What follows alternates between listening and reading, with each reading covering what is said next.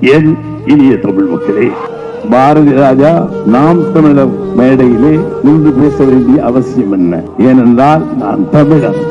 ஆகையினால் இந்த மேடையிலே சிவந்தியாதித்தனார் ஒரு தீக்குச்சி எடுத்து வந்தார். தமிழ் தேசியம் ஈவிகே சம்பத் ஒரு தீக்குச்சி எடுத்து வந்தார்.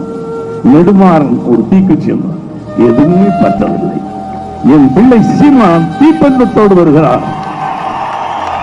அவன் அரசியல் பேசுகிறானோ இல்லையோ, என் தமிழ் பேசுகிறான், என் மண்ணை பேசுகிறான், என் மக்களை பேசுகிறான், பசுமை இந்த நாட்டுடைய ஆதாரமான அத்தனையும் பேசுகிறான்.